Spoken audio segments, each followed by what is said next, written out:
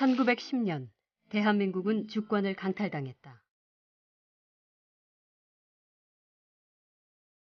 나라 잃은 국민들의 삶은 무참하게 유린당했다. 여자들은 일본군의 성노예로,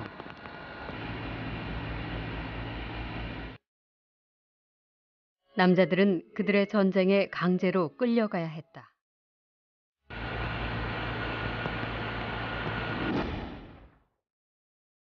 독립운동에 헌신했던 이들 또한 가족을 돌보지 못했다. 임시정부에서 국무위원과 비서장을 지낸 동암 차리석. 내 눈으로 본 영상은 없어요. 사진을 보고 아 이렇구나 저렇구나. 차리석의 유일한 혈육이지만 그는 아버지 얼굴을 본 적이 없다.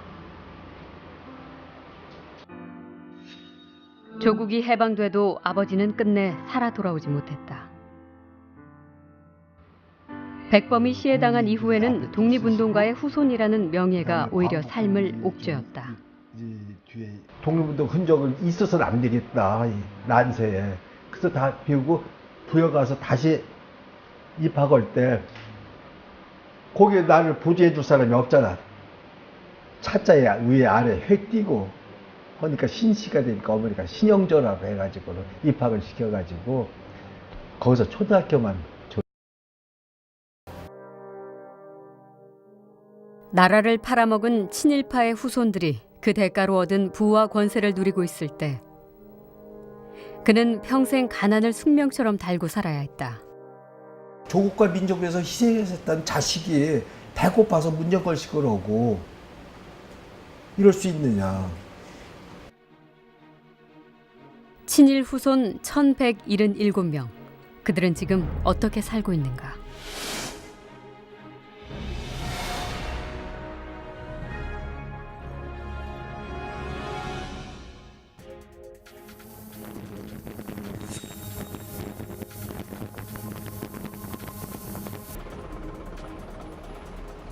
서울대엔 몇 년 전부터 강남 출신 학생들이 부쩍 늘어나면서 부의 대물림 문제가 대두됐다. 그런데 뉴스타파는 이번 취재에서 찾아낸 친일 후손 1177명 중 268명이 서울대 출신인 것을 확인했다. 일반인들의 서울대 입학 비율은 0.5%에 불과하다. 연세대 62명, 고려대 51명을 포함하면 전체의 3분의 1이 이른바 스카이로 불리는 명문대학을 졸업한 것이다.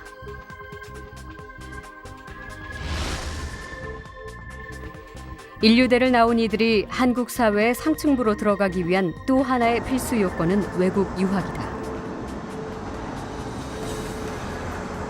친일파 후손들 역시 상당수가 명문대를 졸업한 뒤 외국 유학을 거쳤다. 친일 후손 가운데 해외 유학을 다녀온 사람은 310명, 30%에 육박하는 수치다. 특히 친일파 후손들의 유학 비율은 유학 자체가 매우 드물었던 70년대 이전에도 일관되게 높았다.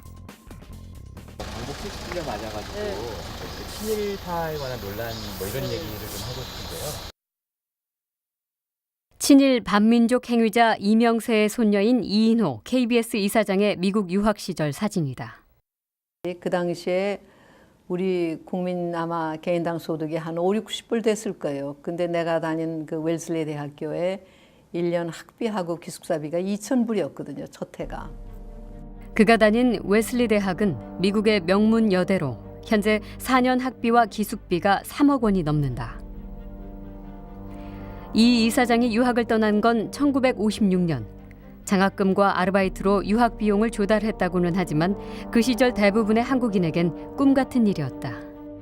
그때가 정말 나를 위해서 쓸 수 있는 가장 소중한 시간이었고 정말 지금까지 아마 태어난 후에 제일 큰 그 운이 따랐다는 게 그 웰슬리 대학에 가는 장학금을 받았던 것 같아요. 경제적인 어떤 여유가 있어야만 자기의 어떤 포부라든지 또 학업을 추진할 수밖에 없는 상황이기 때문에 당연히 집안 배경이라든지 특히 집안의 경제적 사정이라든지 이런 건 중요했다고 볼 수 있겠습니다. 뉴스타파는 친일 후손 1177명의 삶의 궤적을 따라가 봤다. 서울 성산동에 있는 이 상가의 주인은 내선 일체를 적극 찬성한 친일파 서상훈의 후손이다.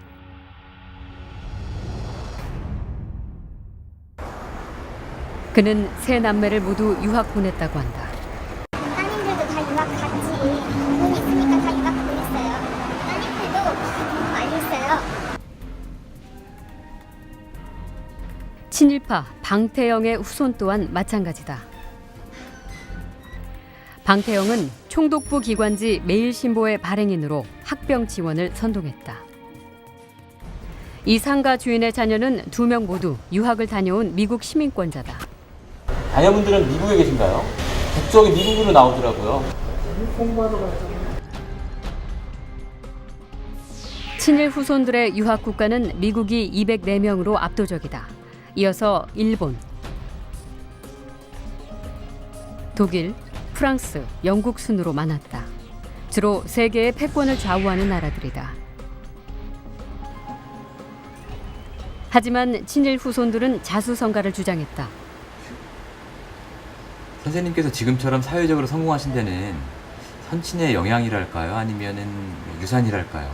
이런 부분이 좀 작용했다고 볼 수 있지 않을까요? 친일파로 재판인가는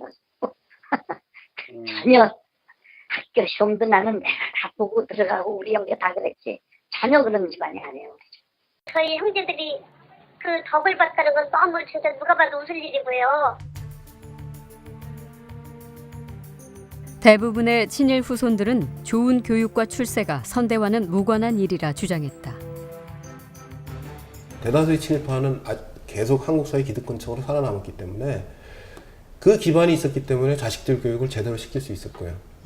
그래서 교육을 제대로 받았기 때문에 계속 세속적으로 사회적으로 성공할 수 있었던 거예요. 명문대 졸업장과 외국 유학 경력으로 무장한 친일 후손들은 주로 어떤 분야에 진출했을까? 가장 비율이 높은 직업은 기업인이었다. 1177명 가운데 기업인은 376명. 이 가운데 상장기업의 대표가 37명. 상장기업의 임원이 87명이었다. 기업인 가운데 36%에 달한다. 삼성전자의 이재용 부회장이 그런 경우다.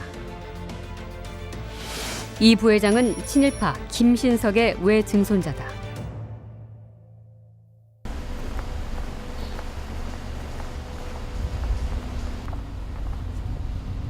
친일파 김현수의 손녀 사위인 한 대기업 총수의 자택을 찾아가 봤다.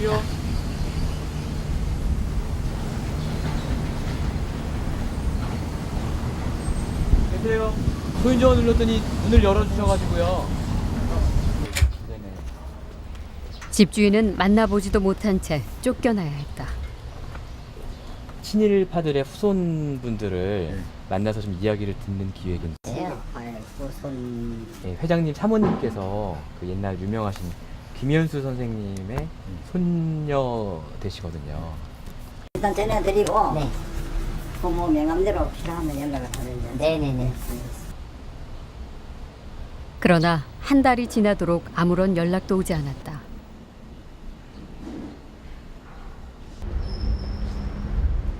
지난 10년간 6조 원이 넘는 무기 도입 실적을 올린 무기 중개업체. 이 회사 대표와 이사 2명은 친일파 강번의 후손이다. 강번은 일제의 침략 전쟁을 도운 임전보국단의 발기인이다. 저희는 이제 광복 70주년 프로그램을 좀 준비하고 있어요. 올해가 광복 70주년이라서 그래서 두 분의 선친 관련해서 좀 몇 가지 여쭤볼 게 있다. 네, 그렇게 좀 전해 주십시오. 네. 뭐 언제쯤 제가 연락을 좀 콜백을 좀 받을 수 있을까요? 글쎄 제가 말씀드리긴 좀 어렵고 일단 메시지는 전달해 드릴게요. 역시 연락은 오지 않았다.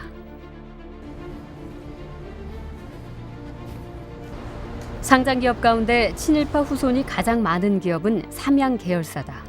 삼양은 가족 기업으로 친일파 김현수의 후손 12명이 대표나 임원을 지낸 것으로 확인됐다.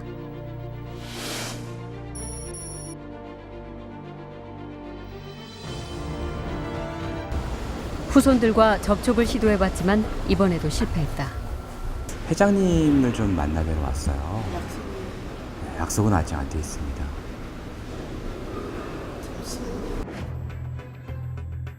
삼양사가 창립자인 친일파 김현수의 호를 따라 제정한 수당상. 역대 수상자 42명 가운데 친일파 후손이 2명, 친일 인명사전에 등재된 2명이 포함돼 있다. 친일 후손 1177명 가운데 금융인은 62명, 5.2%였다.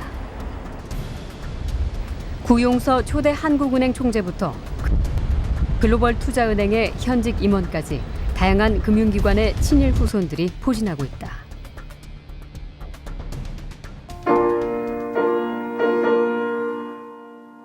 그리고 그들의 욕망은 훨씬 컸다. 지난 2000년 동아일보 김병관 회장의 차남 김재열과 삼성그룹 이건희 회장의 차녀 이서현과의 결혼에 세간의 이목이 집중됐다.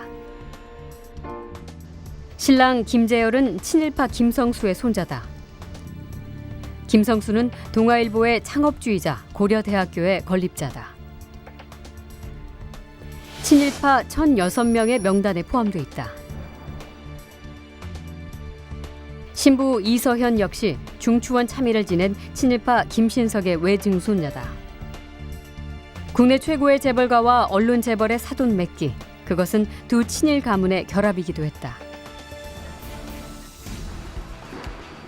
뉴스타파가 친일파 1,006명의 가계도를 분석한 결과 무려 35개 가문이 20건의 혼맥을 통해 얽혀있는 것으로 나타났다.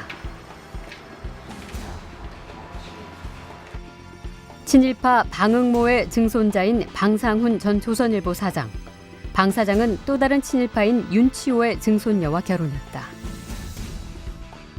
일제강점기 최고 세도가였던 민영휘 집안은 손자를 남작이었던 김춘희의 딸과 결혼시켰고, 손녀는 중추원 참의를 6번 역임한 장원식의 아들에게 시집 보냈다. 대한제국의 행정권을 일제에 넘기는 데 협조한 정미 7적 중 하나인 송병주는 자신의 딸을 또 다른 친일파인 구연수와 결혼시켰다.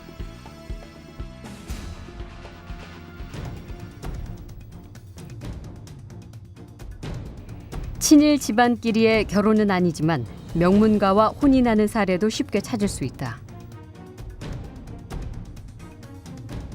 대표적인 게 친일파 현준호의 가문이다. 현준호는 아들 현영원을 당시 재계 실력자였던 김용주의 딸 김문희와 결혼시킨다. 김문희는 김무성 현 새누리당 대표의 누나다. 혼맥은 이들에게 가세 확장의 고리가 됐다. 현영원과 김문희 부부는 딸 현정은을 현대가의 오남 고 정몽원 회장과 결혼시켜 재벌가와 혼맥을 통해 권세를 굳혔다. 중앙일보 사주였던 홍진기가 중천 참의의 사위고요. 그 중천 참의는 또 다른 또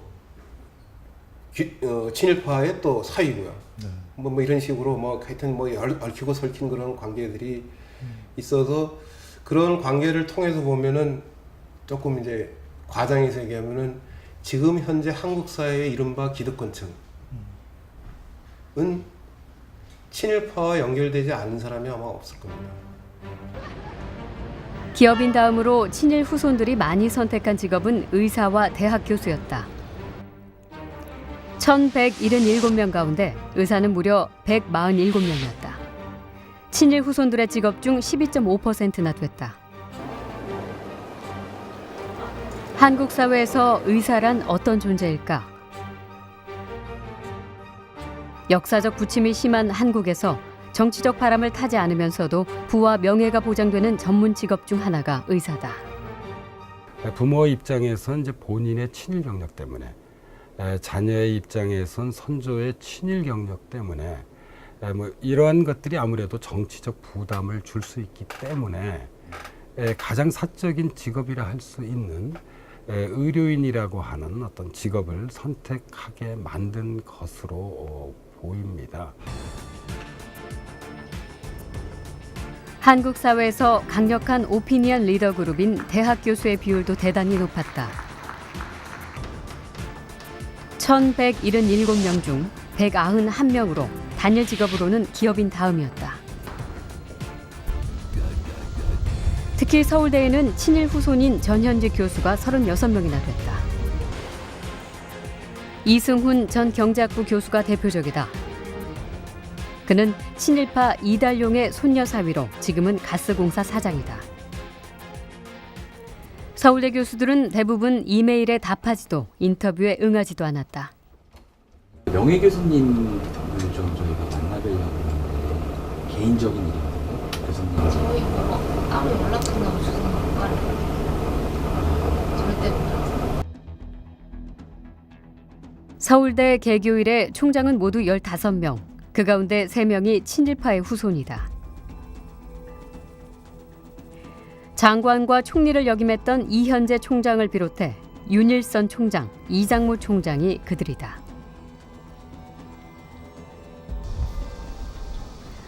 여성들의 직업으로는 대학 교수가 가장 많고 그 중에서도 음대 교수의 비율이 가장 높다. 음악 공부는 재능 못지않게 집안의 뒷바라지가 성공을 좌우한다. 선대로부터 이어진 부의 대물림이 큰 역할을 하지 않았을까? 한 유명 피아니스트의 사례가 전형적이다. 그는 프랑스 유학을 마친 뒤 국립대 음대 교수를 지냈고 대한민국 예술원의 회원이기도 하다. 그의 여동생 역시 유명 사립대의 음대 교수다. 이들은 3.1운동 확산을 막으려 애썼던 친일파 서병조의 손녀다. 이 피아니스트가 어느 인터뷰에서 밝혔던 한국전쟁 시절의 회고를 보면 집안의 부를 짐작하는 것이 어렵지 않다. 6.25 전쟁 전에는 부산에 피아노가 거의 없었어요. 있어도 한두 대 있을까 말까 할 정도. 부모님께 엄청 졸랐어요. 그때 크리스마스가 다가오니까 우리 크리스마스 선물로 피아노를 사주시면 어떻냐고. 너무 피아노가 좋았어요. 그 하나하나에서 나오는 매력에 완전히 제가 빠졌어요. 집안의 든든한 재력을 바탕으로 승승장구해온 여 교수. 그의 딸들 역시 엘리트 음악인의 코스를 걷고 있다. 생존을 위한 여러 가지 그 전략을 구사를 할 때 선택할 수 있는 세 번째 통로가 개인적인 탤런트를 발휘할 수 있는 영역, 특히 음악이나 미술 영역으로 간다. 특히 음악의 경우에는 많은 비용이 들어가기 때문에 가족적 지원과 개인적인 그런 능력과 정치 문화적인, 역사 문화적인 그런 요인, 이 세 가지가 결합을 해서 그런 현상이 나타나지 않는가. 해방 70년, 청산되지 않은 역사는 친일 후손들의 권력 세습에 침묵했다. 대한민국을 움직이는 파워 엘리트에 속하는 친일 후손들은 누구일까? 정치인은 31명, 법조인은 30명, 공직자는 모두 55명이었다.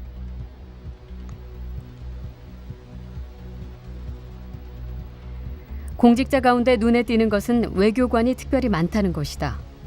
세계 패권의 각 축장인 외교 분야에서 외교관의 성향은 민감한 변수로 작용한다. 제4의 권력으로 불리는 언론인은 모두 46명이었다. 조선일보 9명, 중앙일보 8명, 동아일보 8명, KBS 6명으로 이른바 조중동과 KBS가 전체의 3분의 2였다. 지상파 방송의 앵커 출신 언론인과 해외에서 활동하는 유명 방송인도 포함된다.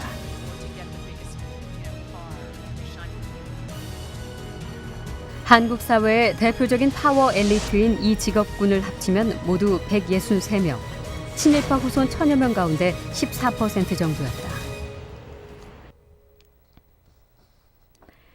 정관계 인사가 기업인보다 적은 이유는 무엇일까? 한 후손과의 인터뷰에서 그 단서를 찾을 수 있었다. 우리 큰아버님이 개요대학인가? 개요대학이고 이승만 정권 때. 그리고 그 개요는 선거하고 그러니까 할아버지가 엄청 야단치셨다고 그래. 정치 같은 거 하지 마.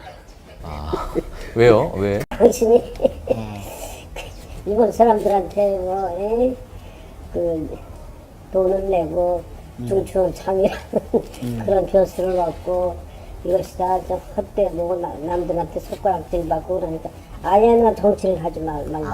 자기 아들 국회의원 출마했는데 우리 고향에서 영동에서 돈 한 푼 제공을 했었잖아요. 국회의원 낙선하셨습니까? 그래서? 낙선했지 뭐. 관료나 그 공무원이나 이런 것들은 유교적인 맥락에서 보면 그 허물이 없는 그런 사람들이 해야 한다라고 하는 의식이 굉장히 강하거든요. 가족적인 단위에서 스스로 우리는 이런 허물 내지 단점이 있으니 이러이러한 방식으로 사회를 살아가라라고 하는 그 나름대로의 어떤 강력한 그 교훈 같은 것이 존재했거든요. 실제로 정관계 파워 엘리트의 비율은 점점 낮아지는 추세를 보였다.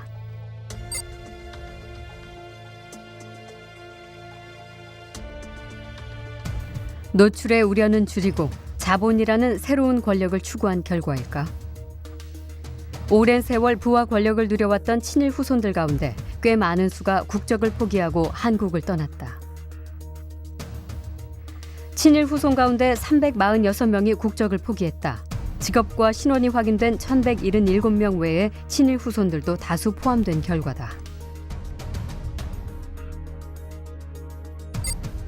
60년대부터 90년대까지 서서히 증가하던 국적 포기자가 2000년대 들어 151명으로 크게 늘어났다가 2010년대에는 다시 줄어든다. 2000년대에 대체 무슨 일이 있었던 것일까?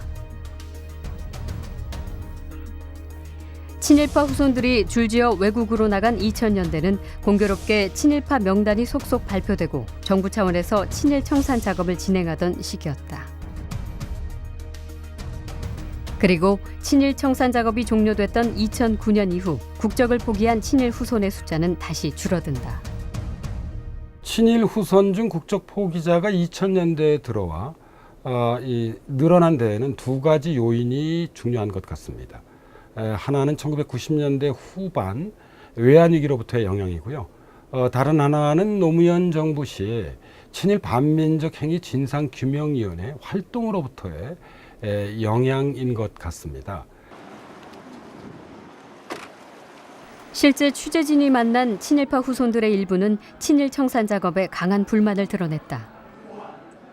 우리 할아버지 훌륭하신 분이라고 어렸을 때부터 그랬는데 왜 어느 날 갑자기 정권으로부터 뭐 이런 좋은 글씨를 그 양반이 왜 친일이야? 그때 그럼 이 땅에서 숨쉬고 있는 사람들 다 죽어야지. 역사를 잊은 민족에게 미래는 없다. 뉴스타파가 오늘 조국을 버린 대가로 부와 권세를 누린 친일 반민족 행위의 기억을 떠올리는 까닭이다. 기억하지 않는 역사는 되풀이된다. 그것이 세계사의 뼈아픈 증언이다. 할아버지하고 또는 뭐 아버지가 뭐 전쟁에 협력을 했거나 아니면 반일적 행위를 했거나 이거에 대해서 저는 그분들이 책임져야 될 필요는 없다고 생각을 합니다. 그런데 진상은 밝혀줘야 된다라고 생각을 하는 게 이분들이 지금 사회 중추에 계시잖아요. 이분들이 이런 문제에 대해서 어떻게 생각하느냐가 사실은 한국의 미래에 있어서 너무나 중요하거든요. 그러니까 저는 이분들을 비난할 문제가 아니고 이분들의 윗세대 분들이 어떻게 있는가들에 대해서도 저는 이분들이 알아야 된다고 생각을 해요.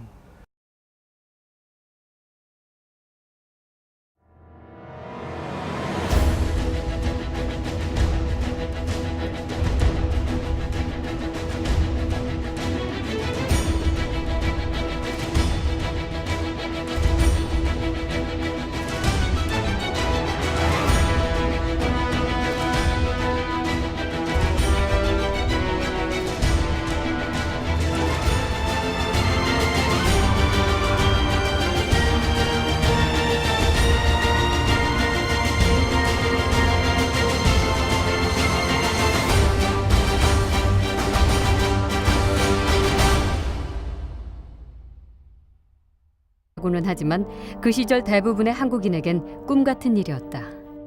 그때가 정말 나를 위해서 쓸 수 있는 가장 소중한 시간이었고 정말 지금까지 아마 태어난 후에 제일 큰 그 운이 따랐다는 게 그 웰슬리 대학에 가는 장학금을 받았던 것 같아요. 뭐 경제적인 어떤 여유가 있어야만 자기의 어떤 포부라든지 또 학업을 추진할 수밖에 없는 상황이기 때문에 당연히 집안 배경이라든지 특히 집안의 경제적 사정이라든지 이런 건 중요했다고 볼 수 있겠습니다. 뉴스타파는 친일 후손 1177명의 삶의 궤적을 따라가 봤다. 서울 성산동에 있는 이 상가의 주인은 내선 일체를 적극 찬성한 친일파 서상훈의 후손이다.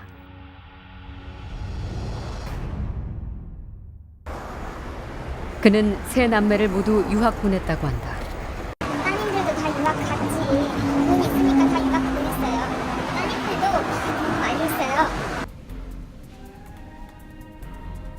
친일파 방태영의 후손 또한 마찬가지다. 방태영은 총독부 기관지 매일신보의 발행인으로 학병 지원을 선동했다. 이 상가 주인의 자녀는 2명 모두 유학을 다녀온 미국 시민권자다. 자녀분들은 미국에 계신가요? 국적이 미국으로 나오더라고요.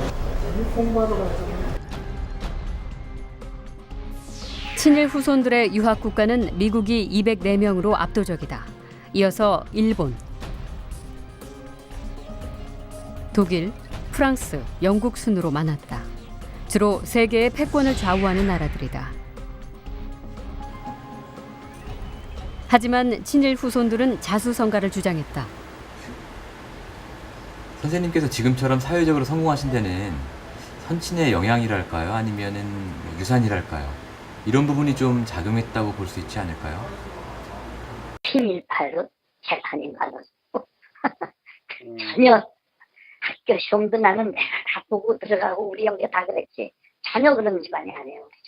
저희 형제들이 그 덕을 봤다는 건 너무 진짜 누가 봐도 웃을 일이고요.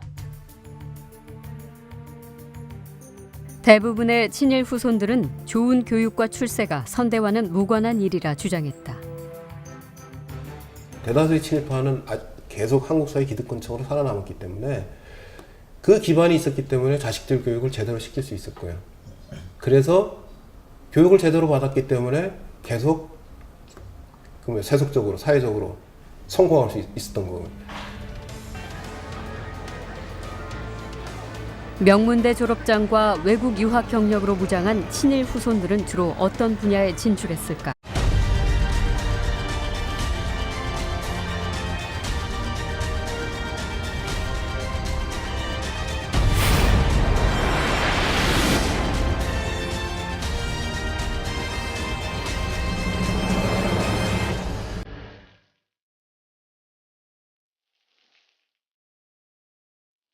(1910년) 대한민국은 주권을 강탈당했다. 나라 잃은 국민들의 삶은 무참하게 유린당했다. 여자들은 일본군의 성노예로,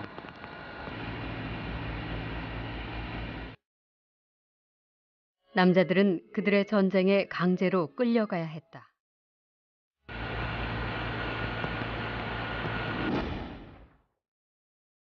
독립운동에 헌신했던 이들 또한 가족을 돌보지 못했다. 임시정부에서 국무위원과 비서장을 지낸 동암 차리석. 내 눈으로 본 영상은 없어요. 사진을 보고 이렇구나 저렇구나. 차리석의 유일한 혈육이지만 그는 아버지 얼굴을 본 적이 없다. 조국이 해방돼도 아버지는 끝내 살아 돌아오지 못했다.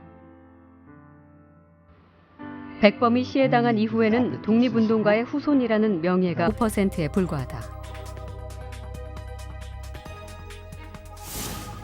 연세대 62명, 고려대 51명을 포함하면 전체의 3분의 1이 이른바 스카이로 불리는 명문대학을 졸업한 것이다.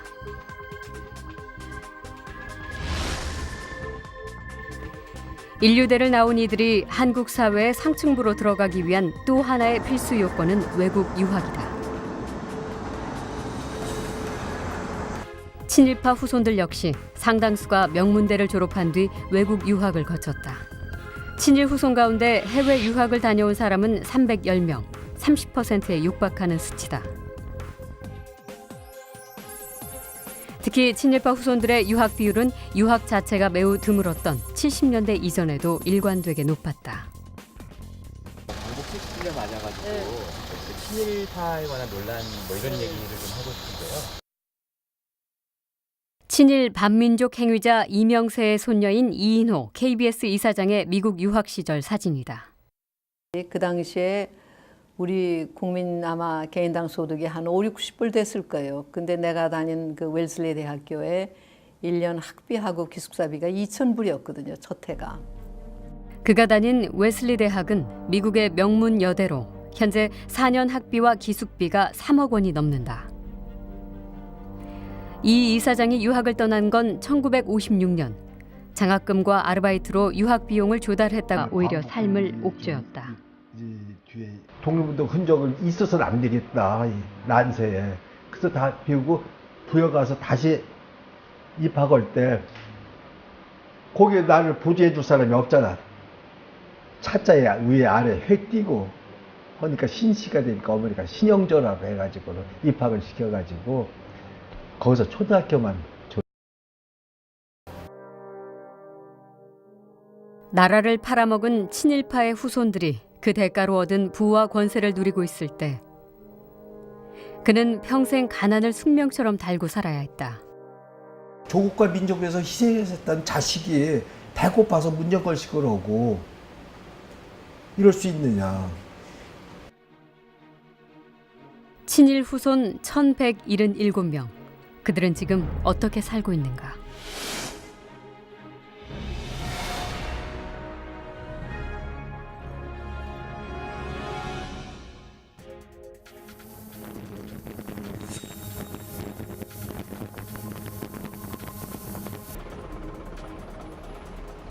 서울대엔 몇 년 전부터 강남 출신 학생들이 부쩍 늘어나면서 부의 대물림 문제가 대두됐다.